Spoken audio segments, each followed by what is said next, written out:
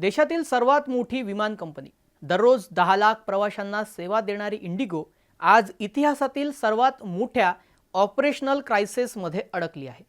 गेल्या 4-5 दिवसांपासून सुरू असलेला गोंधळ आज अभूतपूर्व पातळीवर पोहोचलाय। मंगळवारपासून सुरू झालेल्या विलंब आणि रद्द उड्डाणाचा परिणाम आज लाखो प्रवाशांवर झाला। बुधवारी 200 पेक्षा जास्त उड्डाणे रद्द झाली, तर काही उड्डाणे 10 तासांपर्यंत विलंबित असल्याचं समोर आलं आणि मागील काही दिवस दररोज 100+ उड्डाणे रद्द होत होत्या। एव्हिएशन इंडस्ट्रीमध्ये असा गोंधळ कधीही झालेला नाही आहे। कनेक्टिव्हिटी आणि कनेक्टिंग फ्लाइट देखील लोकांच्या चुकल्या आणि व्यावसायिक मीटिंग्स रद्द झाल्या। रुग्ण, महिला आणि वरिष्ठ नागरिकांना देखील प्रचंड त्रास झाला। सोशल मीडियावर अश्रू, संताप आणि असहाय्यतेचे व्हिडिओ व्हायरल झालेले आहेत।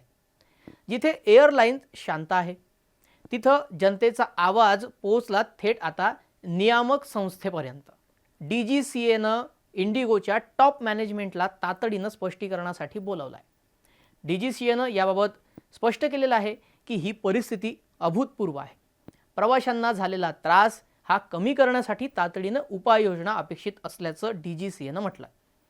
या संपूर्ण संकटानं इंडिगोची प्रतिष्ठा धुळीस मिळवली आहे।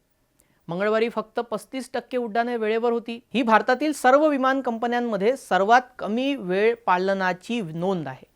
OTP ऑक्टोबरमध्ये 84%, आता कोसळून 35 वर। इंडिगोनं दिलेल्या कारणांची यादी देखील मोठी आहे। पायलट आणि क्रूची कमतरता हे प्रमुख कारण आहे।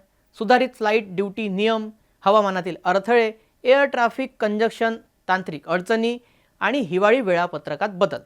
परंतु मोठा मुद्दा एकच आहे, नोव्हेंबरमधील 62% जे रद्द उड्डाणे होती ते क्रू शॉर्टेजमुळे होती। उद्योग स्रोताचं म्हणणं स्पष्ट आहे की FDTL नियमांची तारीख आधीच माहीत होती, तयारी झालीच नाही आणि त्याचा फटका आता प्रवाशांना बसतोय। उड्डाणे कमी आणि डिमांड जास्त, परिणामी काय, विमान भाडे अक्षरशः आकाशाला जाऊन भिडलंय। दिल्ली बेंगलोरचं जर फ्लाईटचं तिकीट घ्यायचं असेल तर ते 11,000चं आहे, 11 ते 43,000 रुपये। आणि मुंबई कोलकाता हवं असेल तर 8,000 ते 19,000 पर्यंत त्याची प्राइस गेली आहे। यात अजून वाढ होण्याची शक्यता आहे।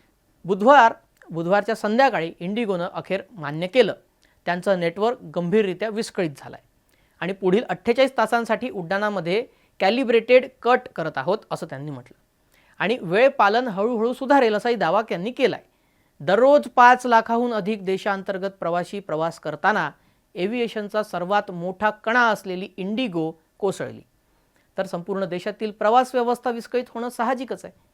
देशातील सर्वात मोठी एव्हिएशन आणि एअरलाईन जर हजारो उड्डाणे करते आणि आता इतिहासातील सर्वात भीषण ऑपरेशनल संकट जर ते अनुभवती आहे, हा गोंधळ नेमका कधी संपणार, प्रवासी पुन्हा रुळावर कधी येणार आणि इंडिगोची विश्वासार्हता जी त्यानं गमावली आहे ते पुन्हा कशी उभी राहणार, याबाबत तुम्हाला काय वाटतं हे कमेंटमध्ये नक्की सांगा।